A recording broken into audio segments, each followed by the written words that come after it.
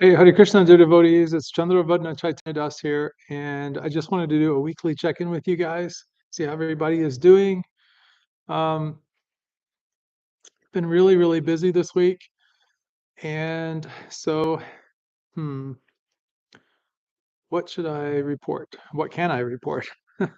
So it's been, well, I mean, we have a lot of work left to do, of course. I mean, it's like a never-ending thing, right? But we did get we did get some malas.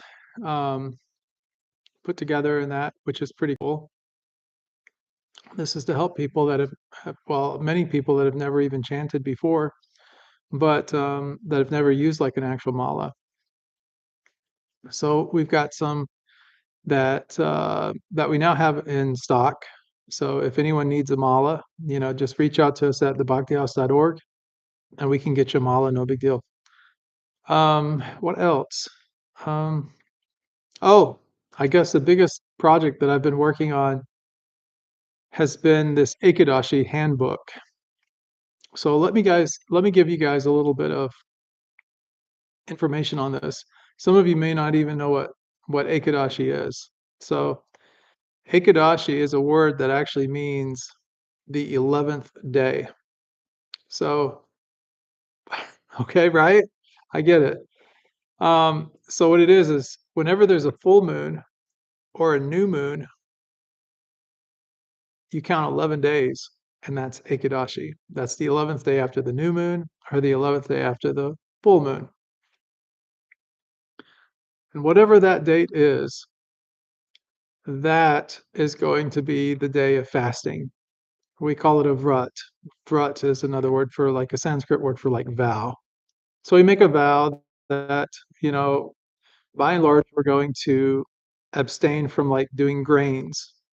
So grains would be like corn, it would be like your pulses, your dal, lentils, um, things that tend to sit pretty heavy, like on the body, that type of thing.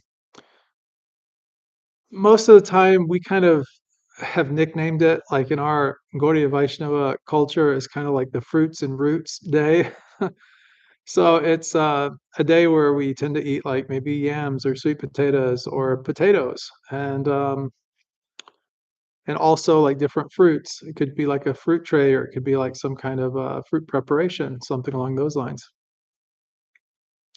So the that's kind of the so you might ask, well, why do you do it exactly? Well, there's several reasons. The primary reason, and really the only reason you should really be doing it, is to use your devotion and your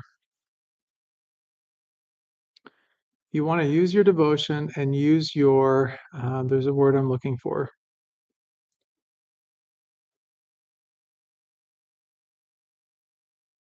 Hmm.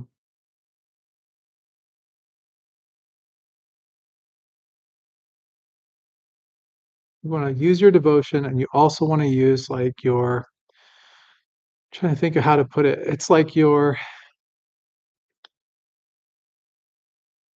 desire to abstain, your desire to want to go like deeper in your relationship with God, your desire to want to love deeper.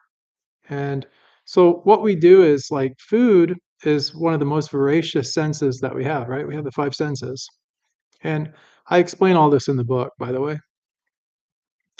But with the five senses, the five physical senses that we have, the taste is one of the most voracious. It's one that we utilize every single day, of course, like eating. But most of us, not everybody has food every day, but for the vast majority of people, they do. And so that food is something that we become pretty heavily reliant on. And of course, people like tasty food. And it's real easy to get addicted to food. In our Western culture here in America, you can see obesity rates are pretty heavy. People are like eating out much of the time. They're eating street food or fast food, as we call it here. They're eating whatever they want without really a lot of concern for the calories, what is in the food, all these kind of things, you know? So many people don't even know how to cook. Now, in our Gaudiya Vaishnava culture, we don't really eat out so much as what we do tend to do is prepare all of our own food, and it's always usually from scratch. It's pretty fresh food. But even that being said, you can overdo it on anything. You could overdo it on chapatis, for example. You could have like 10 chapatis, I mean, which is a ridiculous amount of chapatis. Or you could doctor your chapatis up and make like pizza non-chapatis or something like that, you know? So there's a lot of things you can do. And, you know, if you continue to indulge in, you know, tasty things, or you can eat an abundance of rice, maybe very little dal or vegetables, sabji, and then, you know, things can happen. But it's not about the diet. Ekadashi is not so much. It's more about the commitment, the austerities. And that's the word I was actually looking for, is austere. Your devotion and your austerity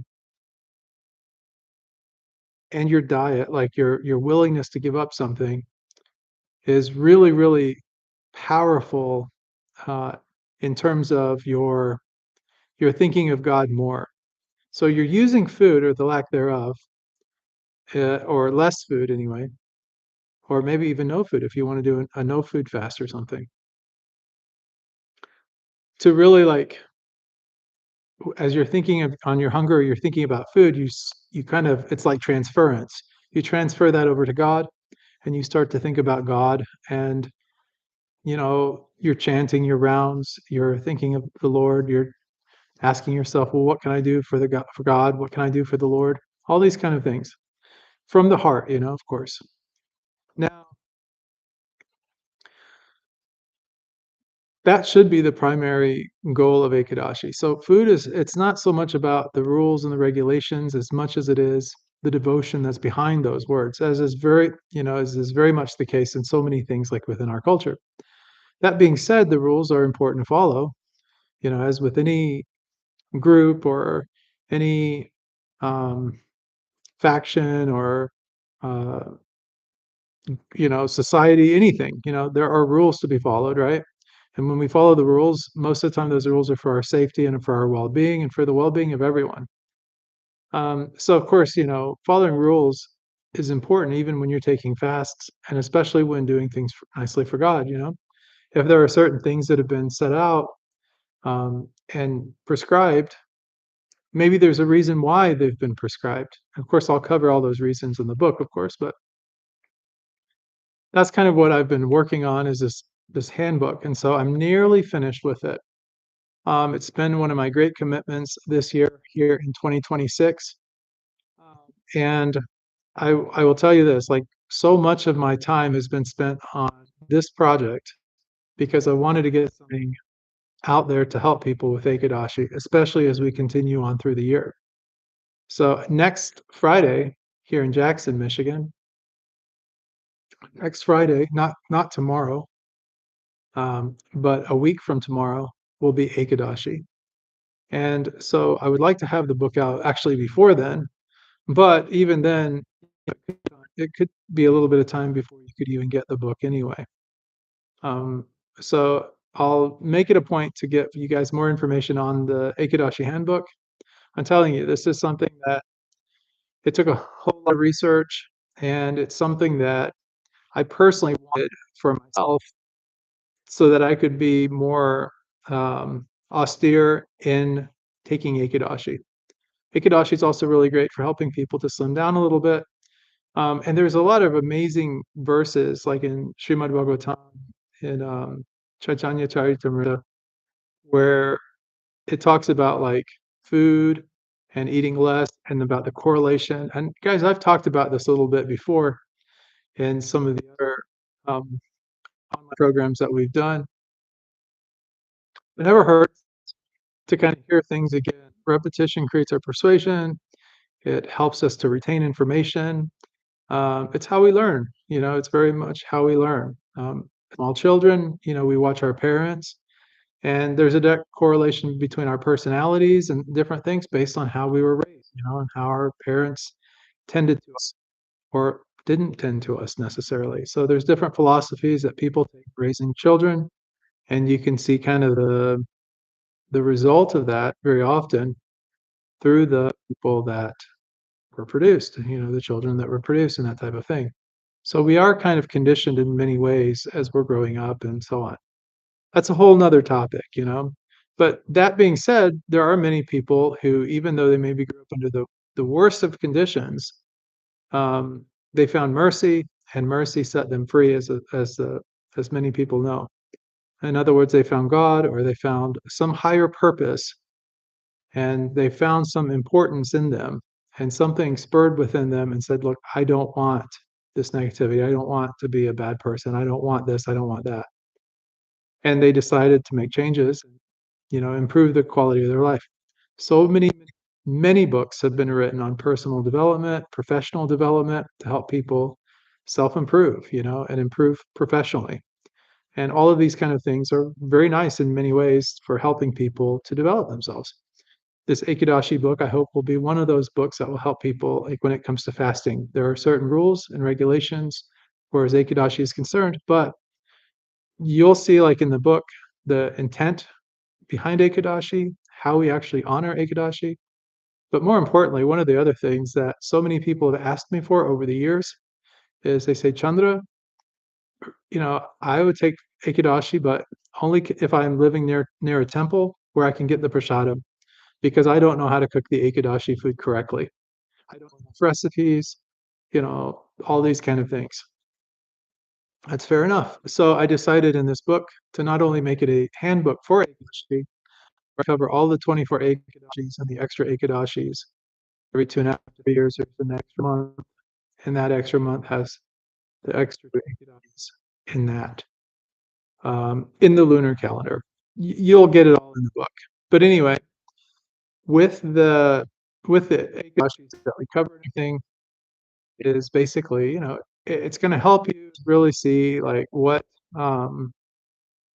possible. What's prescribed, what's recommended. There's even recipes that are recommended for each and every Ikidashi. And then beyond that, at the back of actually part 3 of the book, I actually have recipes, like many recipes for Ikidashi.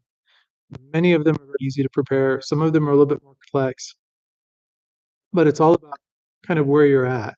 There's also suggestions and things for like if you're a very busy professional, your householder, all these other kind of things, like what you can do in order to um, uphold the fast and really have a really nice Ikidashi, one that really helps and improves your spiritual development. And so that's kind of that. All right, guys. So that's really what I've been up to. I hope that all of you guys will support this effort. Once I actually get the book finished, again, I'll let you know where you can get it. I'll post a link on the website as far as that goes as well.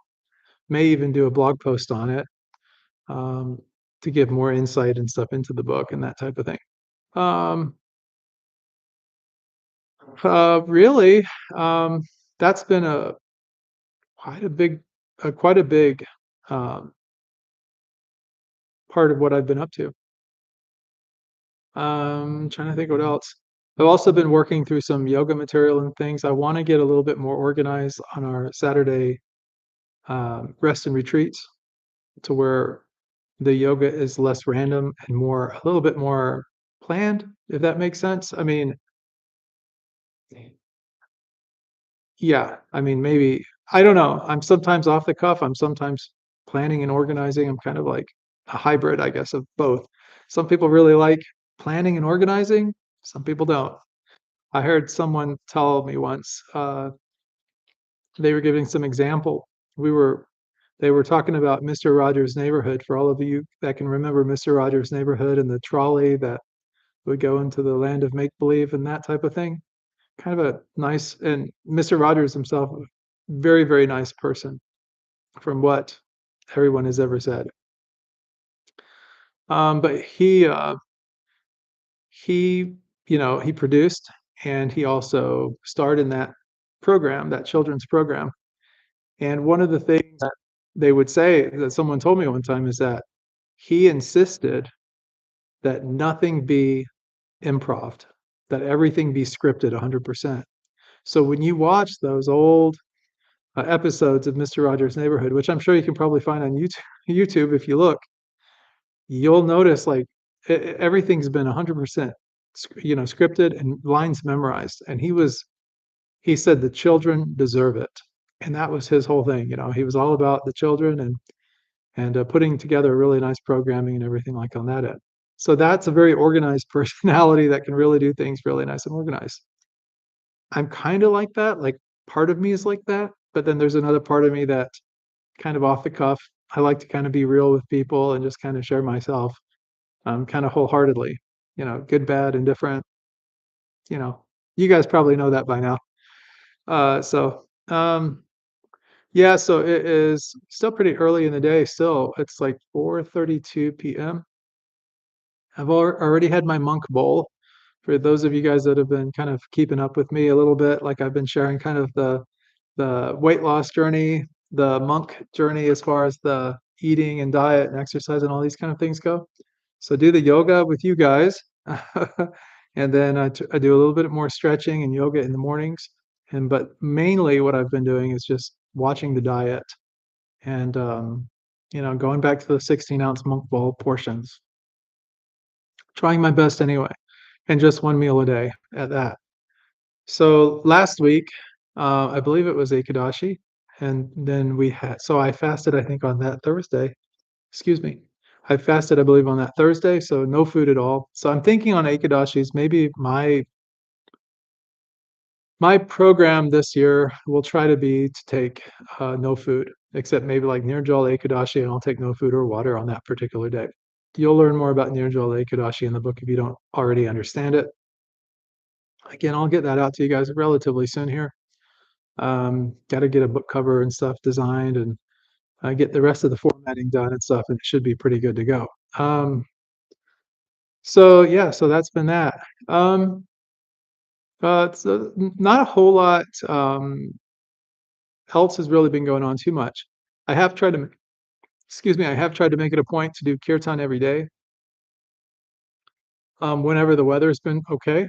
So that was today actually, and then that was also yesterday. So yesterday it was actually in the 60s Fahrenheit here. I don't remember the last time it was in the 60s. I know it's not been in the 60s at all, except for yesterday in all of February and probably most of January. I think maybe we had one 60s, like low 60s day in January, if my memory serves me correctly. But that just seems like a really, really, really, really long time ago. So yeah, so that's that. So I'm trying to think if there's anything else that I wanted to share with you guys. Um, I guess there's not too much else. Yeah, so if you guys want the mala, so I guess I could demonstrate the malas with you guys actually. So the malas are just like it is a basically it's like a necklace or like a rosary. Some people would call this like a rosary, but in Sanskrit we call it a mala. It's basically a string of beads that have been put together. There's usually like a bead on the end here, like this one here, which is the guru bead. And then sometimes there's a tassel, sometimes there's not. But this one is a little bit more decorative, so it does have a nice tassel on it. And then these are actually made in Vrindavan, India, which is a very a spiritually connected place, like in our culture. It's where Krishna is from. And if you see the wood malas, these are all individually carved by hand, and these are from the Tulsi uh, branch. And then they've been hollowed out in the middle and then made into beads, um, which are then strung on this here thing. Each bead itself, if you can see, has a knot. If I can get that camera to focus, Paul, is knotted between each bead. And so then to chant, what we do is we take I'll just demonstrate here for you guys. You don't chant on the guru bead. That's just kind of your marker bead. But your first bead will be like I'm showing here. You'd say Hare Krishna, Krishna Krishna, Hare Hare, Hare Ram, Ram Ram, Hare Hare. And then you'd go to the next one. So you just kind of like you're just kind of like moving here and then grabbing that next bead here, grabbing that next bead here, grabbing that next bead here. You're grabbing that next bead. And so you can do the whole round. This is good for your spiritual development as well. And you can chant for meditation purposes also. You don't necessarily like if you do not believe in God, if you do not believe in Krishna or if you believe in some other God, maybe Jesus or something, or you feel more comfortable with some other, perfectly okay. Not a big deal at all. This doesn't have to be a religious thing, is what I'm trying to say. This can be a spiritual thing for you. It can be a meditation for you if you just want to calm your mind. They say chanting mantras is really good for calming the mind. So we could do this. Hare Krishna, Krishna Krishna, Hare Hare, Hare Ram Ram, Hare Hare. And then move to the next one. Hare Krishna, Krishna Krishna, Hare Hare, Hare Ram Ram, Hare Hare. Hare Krishna, Krishna Krishna, Hare Hare, Hare Ram Ram, Hare Hare. Hare Krishna, Krishna Krishna, Hare Hare, Hare Ram Ram, Hare Hare. Hare Krishna, Krishna Krishna, Hare Hare, Hare Ram, Hare Hare. Hare Krishna, Krishna Krishna, Hare Hare, Hare Ram, Hare Hare.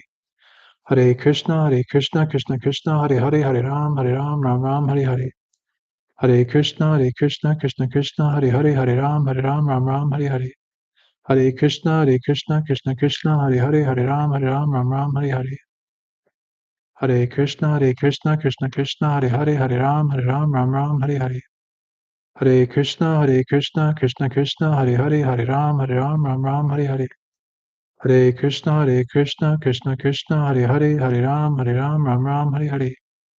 Hare Krishna, Krishna Krishna, Hare Hare, Hare Ram, Hare Hare. Hare Krishna, Krishna Krishna, Hare Hare, Hare Ram, Hare Hare. Hare Krishna, Krishna Krishna, Hare Hare, Hare Ram, Hare Hare. Hare Krishna, Krishna Krishna, Hare Hare, Hare Ram, Hare Hare. Hare Krishna, Krishna Krishna, Hare Hare,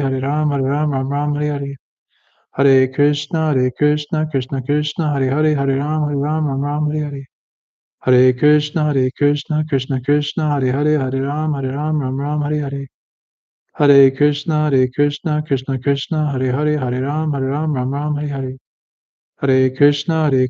Krishna Krishna, Hare Hare, Hare Ram, Hare Hare. Hare Krishna, Krishna Krishna, Hare Hare, Hare Ram, Hare Hare. Hare Krishna, Krishna Krishna, Hare Hare, Hare Ram, Hare Hare. Hare Krishna, Krishna Krishna, Hare Hare, Hare Ram, Hare Hare. Hare Krishna, Krishna Krishna, Hare Hare, Hare Ram, Hare Hare. Hare Krishna, Krishna Krishna, Hare Hare, Hare Ram, Hare Hare. Hare Krishna, Krishna Krishna, Hare Hare, Hare Ram, Hare Hare. Hare Krishna, Krishna Krishna, Hare Hare, Hare Ram, Hare Hare. Hare Krishna, Krishna Krishna, Hare Hare, Hare Ram, Hare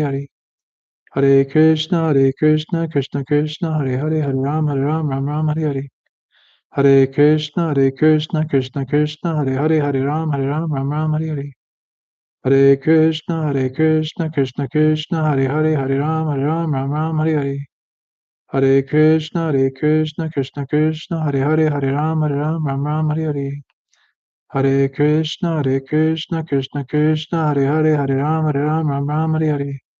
Hare Krishna, Krishna Krishna, Hare Hare, Hare Ram, Hare Hare.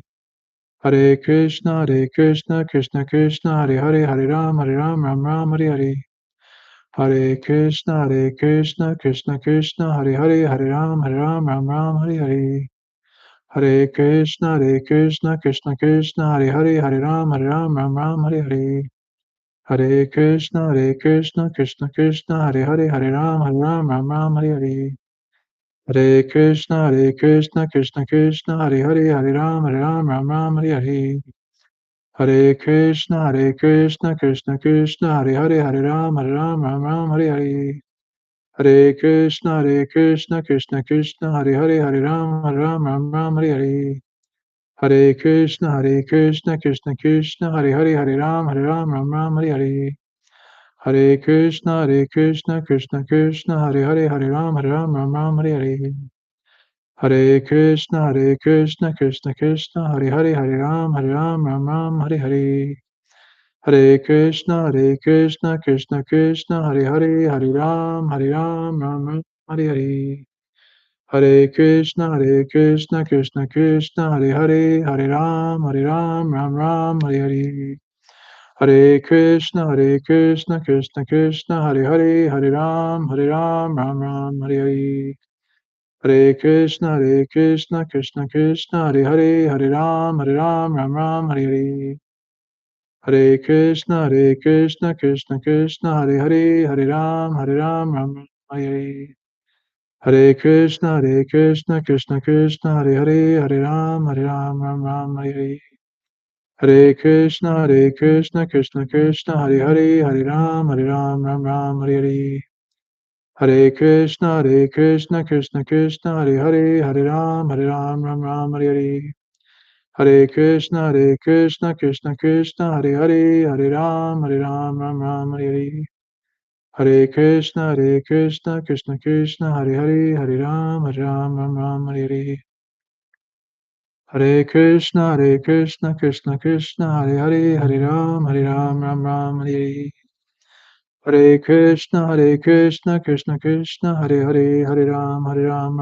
Hare Hare. Hare Krishna, Krishna Krishna, Hare Ram, Ram, Hare Hare. Hare Krishna, Krishna Krishna, Hare Ram, Ram, Hare Hare. Hare Krishna, Krishna Krishna, Hare Ram, Ram, Hare Hare. Hare Krishna, Krishna Krishna, Hare Ram, Ram, Hare Hare.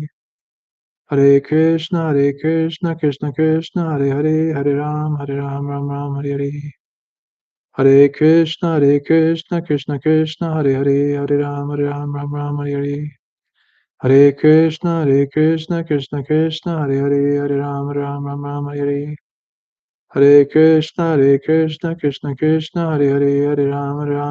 Hare Hare. Hare Krishna, Krishna Krishna, Hare Ram, Ram, Hare Hare. Hare Krishna,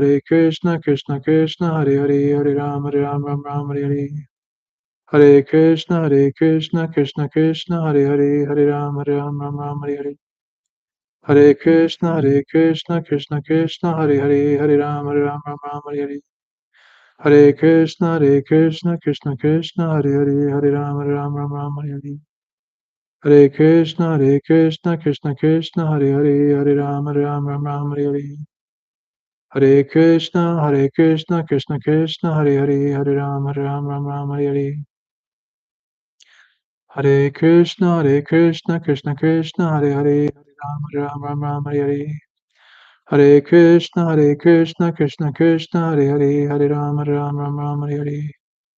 Hare Krishna, Krishna Krishna, Hare Ram, Hare Hare. Hare Krishna,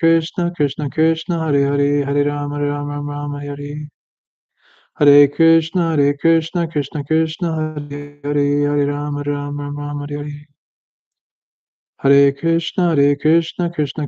Krishna, Hare Ram, Hare Hare. Hare Krishna, Krishna Krishna, Hare Ram, Ram, Hare Hare. Hare Krishna, Krishna Krishna, Hare Ram, Ram, Hare Hare. Hare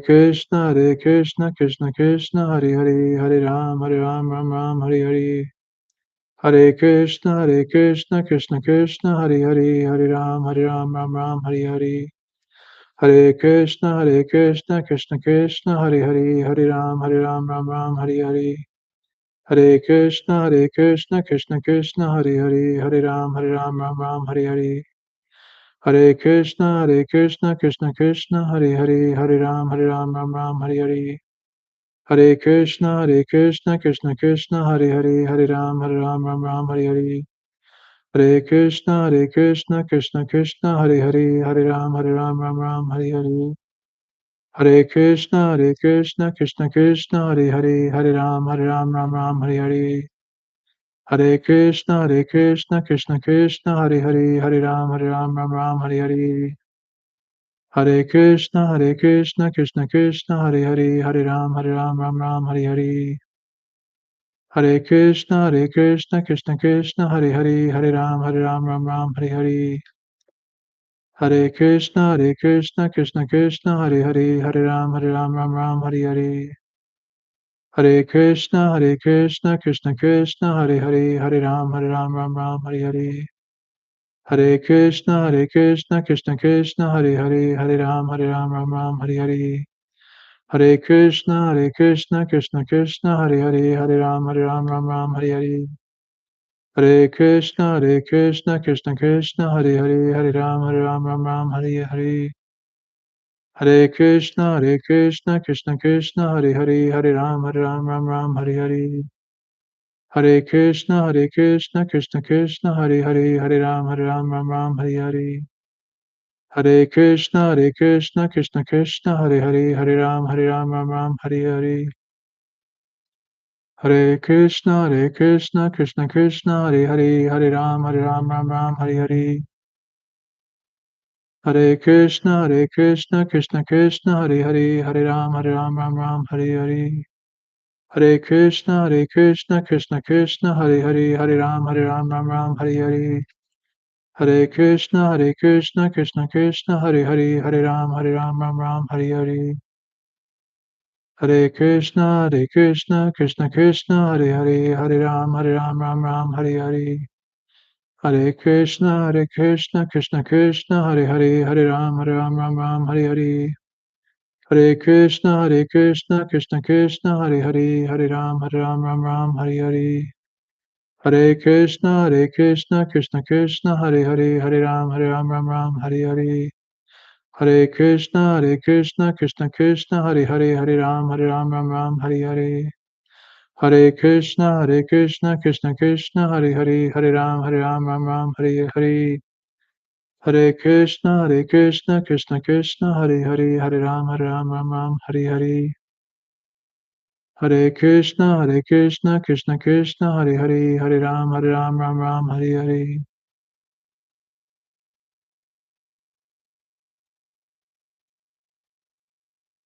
So, and then when you get to the end of a round, so that was one round, guys. That's 108 Hare Krishna Mahamantra. So that's one round. Now, in our culture, we do like, you know, one round a day is good to start. Like if you've so, but our commitment, like once we become like devotees, we make a commitment, a vow to do a minimum of 16 rounds per day. So typically early in the morning is when I personally do mine. And then if, say, for example, I do have like an appointment or something that comes up earlier in the morning and I can't get to all of my rounds, when I finish that appointment, I typically make it a priority to then finish the rest of my rounds. But then that doesn't mean that you stop chanting, right? Srimad Bhagavatam says, chant all the time, why not? It's great. And so it's very enjoyable too. So one round may be enough for getting started. It may be too much. You may be like half of that, maybe 54 instead of 108. And so sometimes people will do that to get started. But the most important thing is consistency, doing it every single day. So when you get to the last bead, you don't skip over the Guru bead.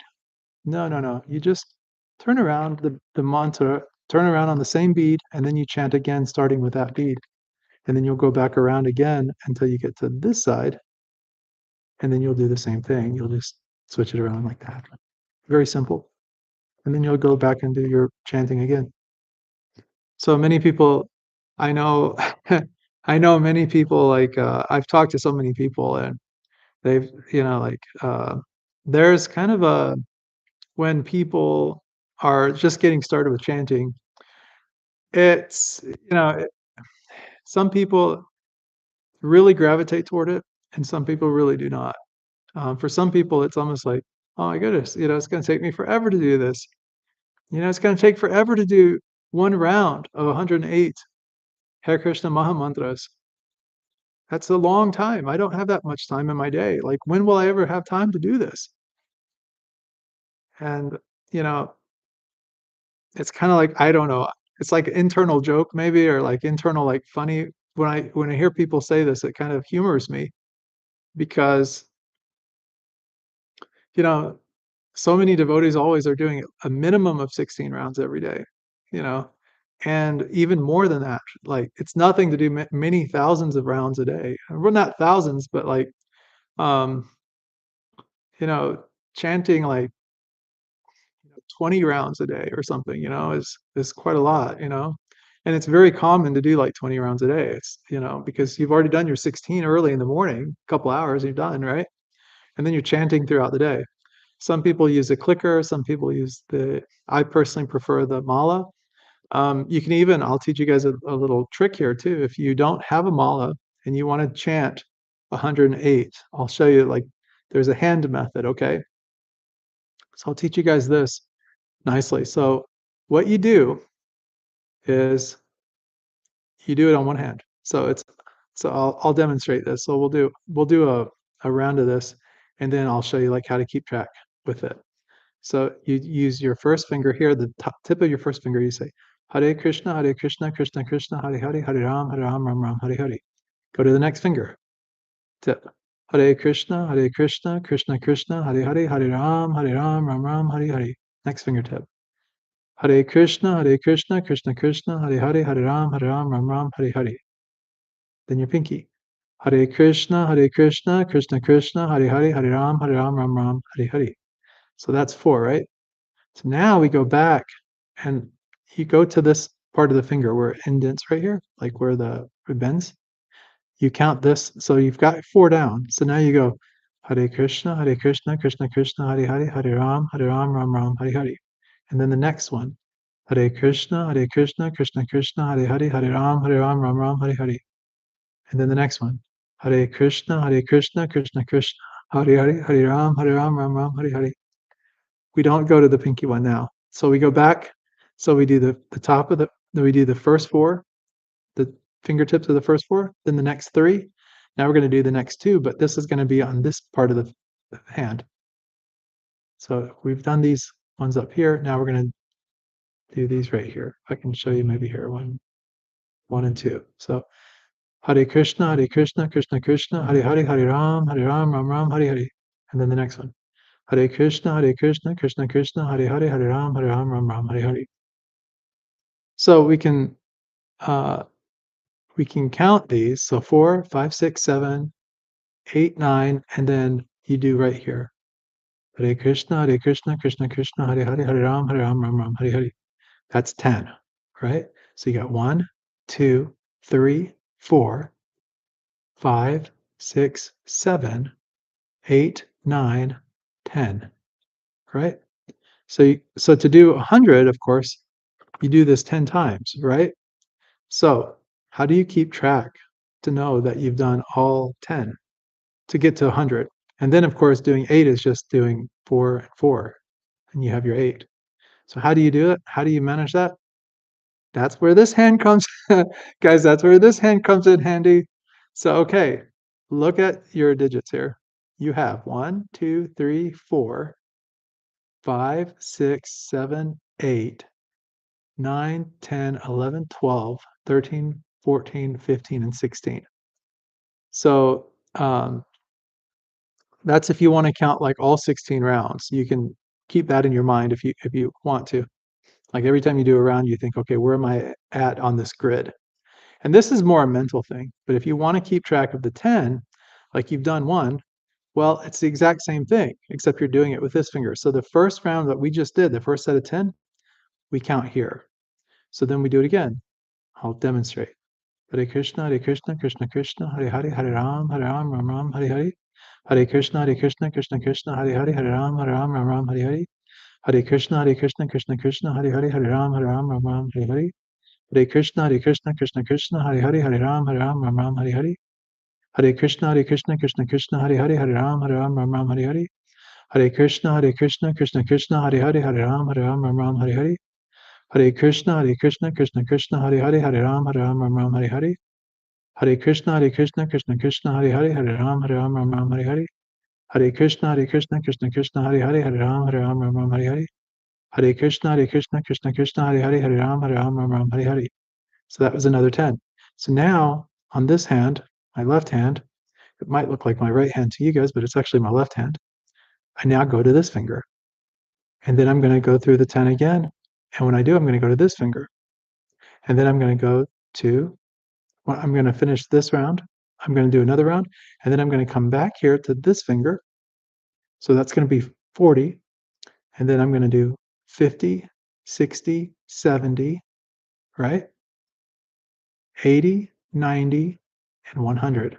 And then when I finish doing the 100, I still got 4 more to count. So you can just simply do 1, 2, 3, 4, 5, 6, 7, 8, and that's 108. So then you know you've got your 108. When you're done with that, mentally think to yourself, first finger, second finger, third finger, fourth finger, and then your next first, next second, next third, and then last, or one before the last actually. Um, so you can do that, or you can do 4, 4, 4, and then the last 4 on the bottoms of your fingers. And that will be your 16. You just have to kind of mentally keep track of that. So on the rare occasion that you wouldn't have a mala on you, and guys, if you need a mala, just reach out. You can go to the bhaktihouse.org. There's a contact form. Just contact us, and we'll make sure we can get you a mala. And so anyway, but you should always have a mala on you. And if you want to, like, these are actually nice malas because you could actually wear these. Truthfully, you could actually wear these if you needed to. Like, say you don't have if you don't have like the neck beads,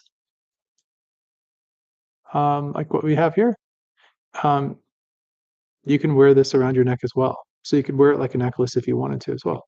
Another option too is because like whole thing is don't forget about Krishna throughout your day, correct? So you could take and put like on your right hand, the hand that's the most clean should be. You can actually wear the mala like a hand, and it'll wrap around nicely 4 times, and that. So anyway, and then you can just kind of wear it like this. So kind of cool.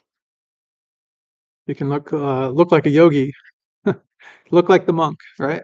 But anyway, so yeah, so it's definitely if you choose to wear it like that, you can. And what's nice about these, like I said, these are hand carved in Vrindavan, skilled craftsmen, and this has been like a family thing that's been going on from one generation to the next generation to the next generation to the next. So they're very, very skilled, and it's high quality. You have to understand, like with Tulsi, like if you grow Tulsi or something, it can be kind of like it takes a long time to get to the branches to where they're thick enough to where you can actually make the beads out of them. So you're looking at years before that can happen.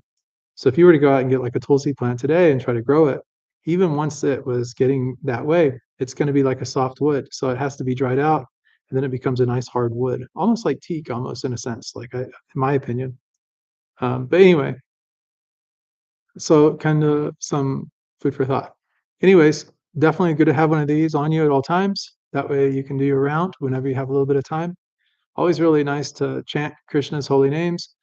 Or if you're not a religious person and you're more like spiritual, or you just want to kind of do something to meditate, calm and clear your mind, get rid of any agitation or frustrations, highly prescribed, like in so many different Vedic texts and meditation texts.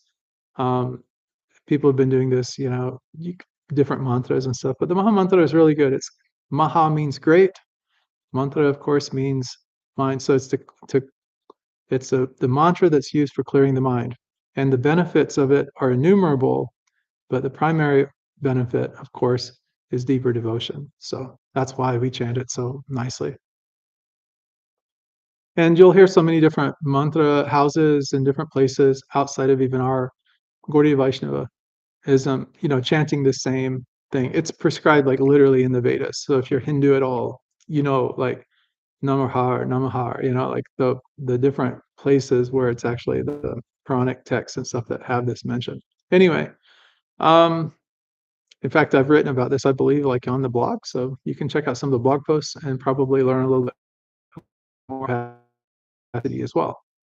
So, guys, trying to think. I don't want to just take up space to take up space. I'm trying to think if there's anything else I really want to go over. I think this has been pretty productive, I would say, because we've gone through some mantra. I hope that you guys are keeping track. In fact, let me demonstrate a little bit. So we have our Always keep one of these in your backpack if you have them. Like if you want to be like a traveling monk, or you want to do like a kirtan on the go, or you never know when an opportunity presents itself. Um, so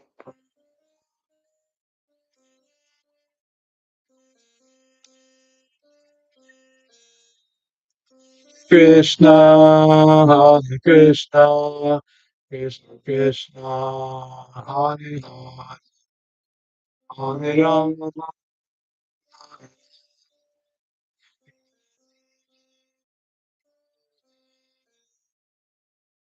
Wow, I got this all the way turned up.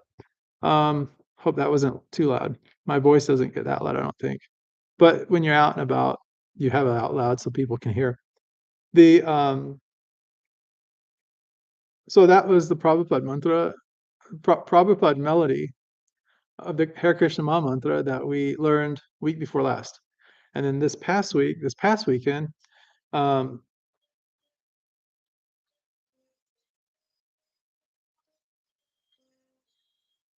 and then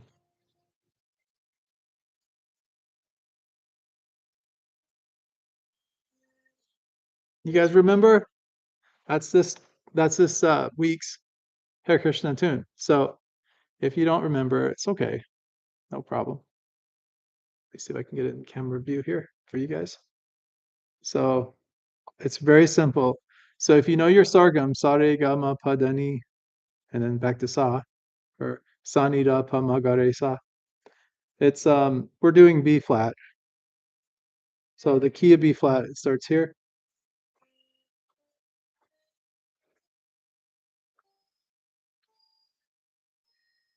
You guys, that sounds familiar, yeah?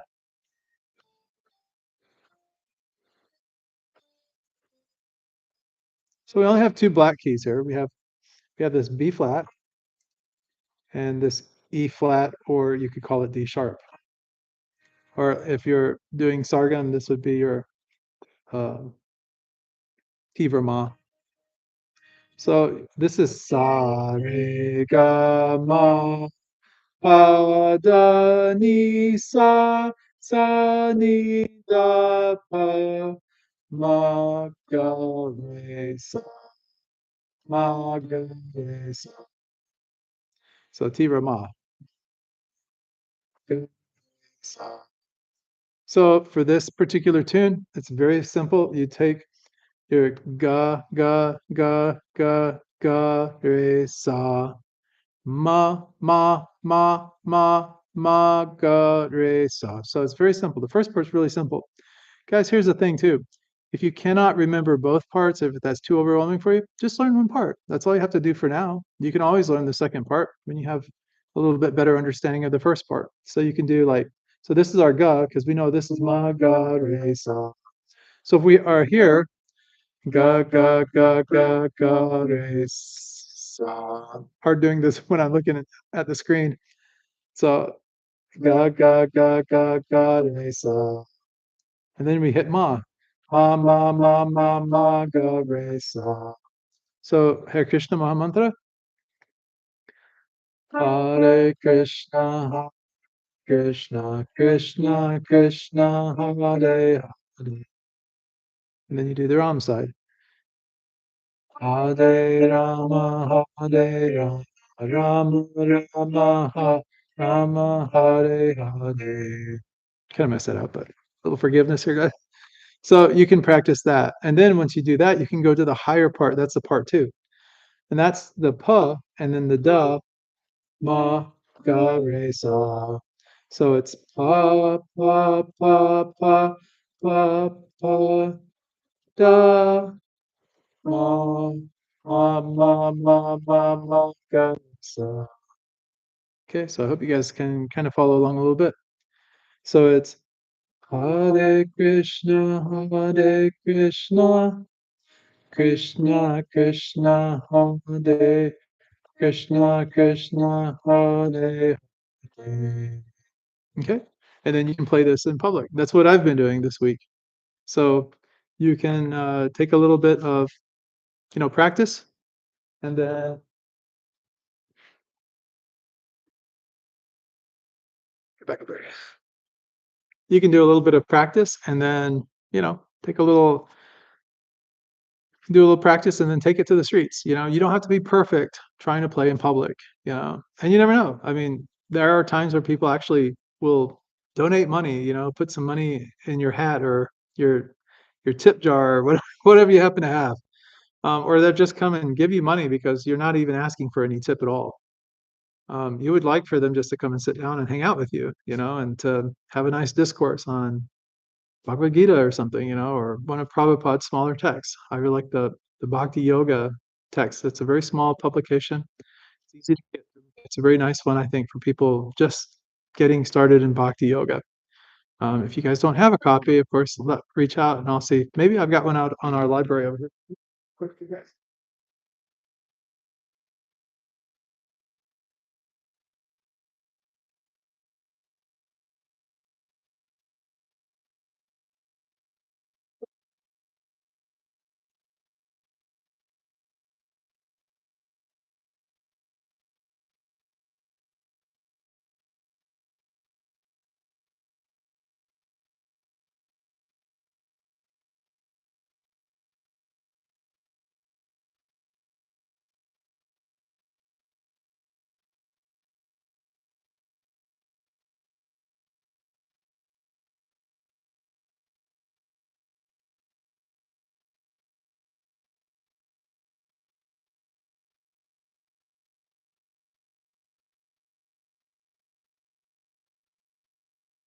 Okay, guys, so I did find a copy, so I can show it to you. You'll see how nice this cover looks. Bhakti Yoga, the Art of Eternal Love. So if you don't have a copy of this, definitely get a copy. Just let us know, just reach out to us. Just go to thebhaktihouse.org, click on the contact page and just, shoot us a holler. This is a very nice text. It's not very long at all for people. So, the world doesn't like to read as much as they used to. Unfortunately, some of us do. But, even with the glossary, it's like 50 pages. Without the glossary and the pronunciation guide, you're looking at like literally only 45 pages. A little bit of small text, but not too bad. But there's so many amazing topics and stuff, and even some visuals in here too. You can see uh, Srila Prabhupada doing some nice work in this text. But we also have some other smaller books as well. So other ones that I like to distribute when I'm out and about is I like to do the yoga book also, The Perfection of Yoga. And one of the reasons for this is because a lot of people identify with yoga. Both of these books, I think, talk and speak really to yogis in general, people that like to actually do the physical act of hatha yoga. Um, they will have an appreciation for like a text like this. Bhakti yoga is like the art of eternal love, so that's the loving side of yoga, and the devotional aspect side from the great Bhakti cult. And then the perfection of yoga talks about, yeah, and these are very small that people can read them quite easily, and will probably likely read them. I can distribute you a Bhagavad Gita, but will you read the entire thing from cover to cover with all the purports? Maybe, maybe not. But with one of these, it's almost sure that you'll at least get some taste, And I think some action is better than no action. Is kind of my thinking on it. So we have another one called Beyond Birth and Death. You can see this one here. This is another one I like to distribute. This is also from Srila Prabhupada as well. But it talks about like reincarnation. And it gives people a lot of insight, that book, into what our purpose is for being here. So if you ever wondered what your purpose is and you're not quite sure, you know, let us know. We can get you a book. And another one I think is also quite nice. Sometimes you get some people that are interested in spirituality, like metaphysics. They're more metaphysical in their thinking and different things. Um, like out of body experiences, these kind of things. So we have another really nice book. It's called Easy Journey to Other Planets. And it's nice also. Has the chakras on the front cover, yogi with the chakras, and it also has Radha and Krishna, the divine couple. And again, it's a very small book. It has some nice pictures and different things in there as well. You can see Vishnu and Krishna and Balaram. And yeah, you could see so many different things in there. And so you can get some knowledge this way. Sometimes it's better to take a little bit of knowledge in small dose, and then you can like, once you get that taste, then you can move on and do something a little bit. You get more of an appreciation. Just like I was telling you guys, like it is better that you take a mala like this and chant 1 round a day than 16 rounds if it means that tomorrow you're going to chant that 1 round. Because if you do the 16 today, tomorrow there may be a possibility you say, oh no, I don't have time today to do the 16. I'll do it eventually, but just not today. And then that turns into never, right? But if you do 1 round and it takes maybe 10 minutes, get really good and you're pretty fast, but not doing it to be fast, you're doing it for devotion, for love, and also for your meditation and just it's good to do. So if you do that 1 round, then you say, oh, that was nothing. I can do this tomorrow, no big deal. Or you might say, whoa, that was quite a lot. I think I'll just be the 1 round a day person for a while, just until I can get the taste for it, really kind of lock it in, and really. But if you do it just for do it for 1 year, like just 1 round is better than doing 16 rounds once and never coming back again and doing it. Because it does take some practice, a little bit of time, and you want to be comfortable and you want to be sincere and devout in your chanting. And then when one day you'll say to yourself, that 1 round was nothing. I feel like it in my heart, I want to give an extra round today. And then you give that extra round. And then you don't have to hold yourself uh, committed for the next day. The next day you do the 1 round and you're like, well, maybe I'll do an extra round again anyway. And then you do that. And then it becomes more like practice. And then two rounds a day is like nothing, right? We've practically done that here on this live stream, right?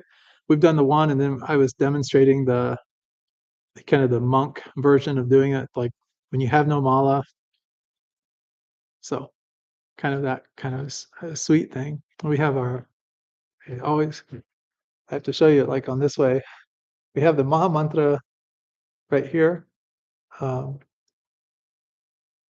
kind of on an altar, because this is kind of like for our programs. We do the mantra chanting and stuff, so people can see the mantra really nicely. So yeah, so if you need a mantra card or something like that for practicing, we can get you one of those also. Just again, just go to the contact page on our website and we can get back with you on that as well. So yeah, so I'm thinking that yeah, so far this week has gone by rather quickly. When you're doing devotional service or any kind of service work for that matter, time tends to get away from you. And it's kind of a good lesson. I can share this experience with you personally. When you're busy and you've got a lot of things going on and you're committed to that service, you're committed to doing a nice work for Krishna or God or whatever, time has a tendency to get ahead of you. So I was talking actually with some devotees that are Christian devotees yesterday, and yesterday was Lent.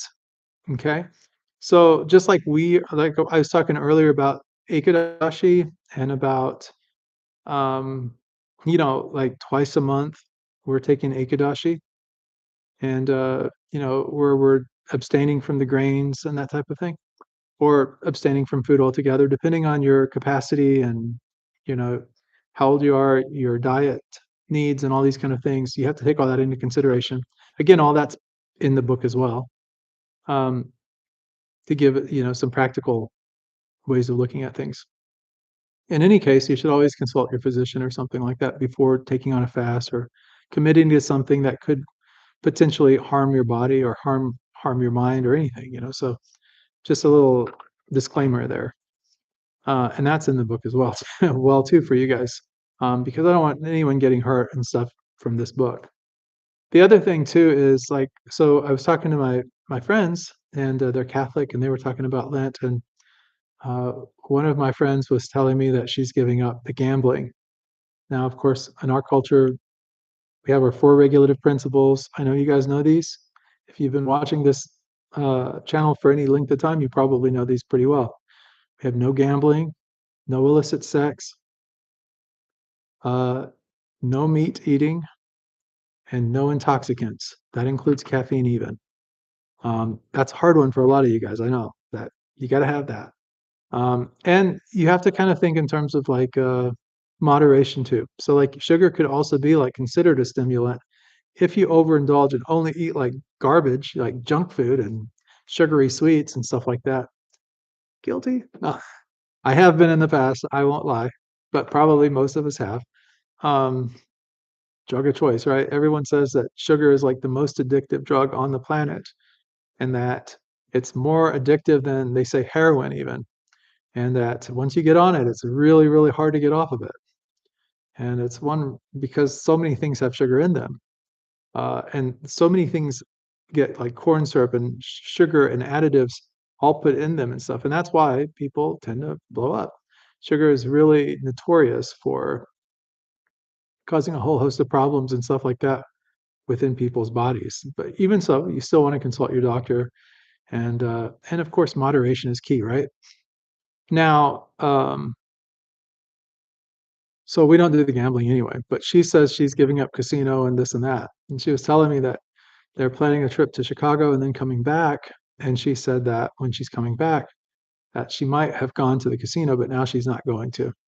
And she was a little bit bummed out about that because she was so looking forward to it. But she made the commitment, she made the vow, she's holding that, holding that seriously. So so yeah, so that's kind of so that's that. And what else can I share with you guys? Oh, my other friend was telling me, so he has an adopted son, and his adopted son is Islamic. And so just like Lent started yesterday, it's Ramadan, which is where they fast from, sun up to sundown and only take some food before bed, like in the dark time of the night. And that's taking place right now as well. So you have Lent and Ramadan. So their household is kind of filled with lots of vows, people taking, abstaining from these things. So it's not just our Hare Krishna culture or like our Bhakti culture, I should say, more than that. It's not just our tradition, but it's so many different traditions. And you don't have to be religious and you don't have to be like, I mean, you can be as atheist as you want. You might just want to take a vow for your own personal reasons. You might vow to yourself, like, I'm laying off the sugar, I don't want to get fat. I don't want to like get overweight. I don't want to like feel inflamed, like my body's inflamed and stuff like that. I want to leave that stuff alone. And that could be a personal vow that you make, a personal promise you make yourself for your own health and your own wellness and your own benefit. And I'm sure that there are going to be, on some level, some sort of benefits beyond just the weight loss. It could be just the self-esteem that it gives you, knowing that you committed to a goal and you saw it through. And sometimes that's huge, right? And so that's why I'm saying, like, even though you go into it with a particular premise or a particular reason or a particular vow in mind, you know, in our culture, in the Bhakti culture, it's to align yourself with God or higher self, however you envision it. But it's to be you know, to make a vow because that's what Krishna requests. So we give Krishna what Krishna wants, right? When God asks for something, we try our best to accommodate and serve God. So that's it. So that's and we try to do it nicely according to the standards and everything that are the precedent that have been set forth. Um, so you can read about like all of this in the book. And I'll get this for you at some point here soon. The So I mean, this is kind of a spiritual month for so many people. We have the Ramadan, we have the Lent, and and then there's also like with Lent, my friend was saying that the first day of Lent, you can't eat outside of the normal eating. So you can do your breakfast, you can do your lunch, and you can do your dinner. guys, I don't know very much about Catholicism, but I learn as I go, and it's just kind of interesting to hear other people talk about their faith kind of very openly, and in a way that's not we're not trying to dog each other or, judge each other because, "Oh, you believe that. Oh, I believe this. You should believe what I believe." We're not like that at all. Bhakti is always about, like, love and service, and, we wouldn't want people doing that to us, so we're definitely not out there doing that to other people. So anyways, a little food for thought there. Well, look at the time. It is like 1:05, 1:20, 1:21, and, yeah, so I guess I'm just gonna finish up here. And who knows, maybe we'll end at 108. I don't know. Magic number. We've been talking about mantra chanting, right? Hare Krishna, Krishna Krishna, Hare Hare, Hare Ram, Ram Ram, Hare Hare. Jai Shri Krishna. So, so really nice on that. So, yeah, so today I took the monk bowl and I've been really good about it. And I will say there haven't been very many days where I felt hunger, to be perfectly honest with you, but today was an exception. And the reason being is that there was a lot of, food and stuff being prepared right before my fasting time, right? My, 1 meal a day time, which is right around noon. Between 12 and 1 o'clock, I take, uh, I take food, usually for 15, 20 minutes, whatever it takes. But prior to me getting my preparations and everything, there was other food and stuff that had been cooked for other devotees, and so as a result of that, maybe that was what was stimulating my hunger and stuff and, causing my attention to deviate away from everything and onto the food. So, like we say, taste is the most voracious thing, right? Well, so that was kind of my personal experience today, but I held strong and I've been doing that. So, I've been drinking, herbal teas, hot water, uh, when I don't have tea, and just taking the one 16-ounce portion per day, and that's pretty much where I've been at. On Ekadashi, I do a complete fast, and then typically one weekend day, I do a complete fast. And that's not really for religious purposes or anything. It's just because I'm so busy usually on the weekends with so much other service going that by the time I get to the end of the day, I don't really have time around noon to eat, between 12 and 1 to eat, usually like on a Saturday, possibly even on a Sunday. So for that reason, I usually go forgo the meal on that day. I won't do this indefinitely, but is to make myself more agile, more flexible and stuff, and also so my body is not so heavy and I'm feeling lighter. I'm feeling like I have more, um, more energy in me to be able to do more work for Krishna. And that's a really powerful thing. And that's really one of the things that I've been really kind of trying to strive for.